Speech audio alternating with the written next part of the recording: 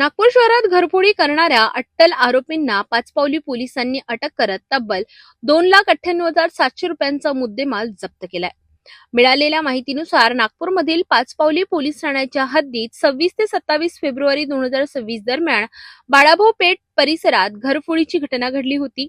फिर्यादी रोशन झिडू धमगाय यांनी घराला कुलूप लावून बाहेर गेले असताना अज्ञात चोरट्यांनी घराचे कुलूप तोडून आत प्रवेश केला.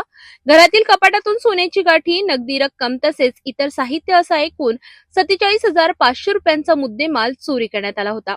या प्रकरणाचा तपास करीत असताना पाचपावली पोलिसांनी तांत्रिक विश्लेषण आणि गुप्त माहितीच्या आधारे ध्रुव राजेश बिरबल वय वर्ष 20 राहणार टिमकी याला ताब्यात घेतले. चौकशीत त्याने गुन्ह्याची कबुली दिली. आरोपीकडून पोलिसांनी नगदी रक्कम, चांदीची पायपेटी, रिअलमी कंपनीचा मोबाईल, चोरीस गेलेला 2 ऍक्टिवा, हिरो एक्स्ट्रीम मोटरसायकल असा एकूण 2,98,700 रुपयांचा मुद्देमाल जप्त केलाय. तपासादरम्यान आरोपीने लकडगंज आणि कळमना पोलीस ठाण्याच्या हद्दीतील वाहन चोरीचे गुन्हे केल्याचेही उघड झाले आहे. सदर आरोपीला अटक करून न्यायालयात हजर करण्यात आले असून पुढील तपास सुरू आहे.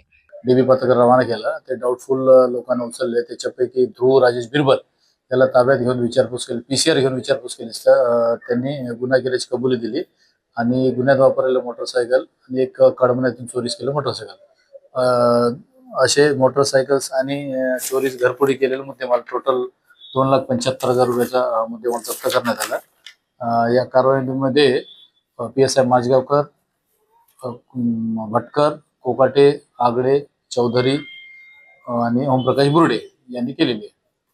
बरोबर आहे. तो तहसील एरियाचा राहणार आहे, गुप्त हॉटेल समोरचा. त्याच्यावर मारामारीचे पण चोरी घरफोडीचे गुन्हे आहेत आणि हे नशा करण्यासाठी आणि बाकी जे मैत्रिणी त्यांच्या खर्च करण्यासाठी चोरी केलेली आहे.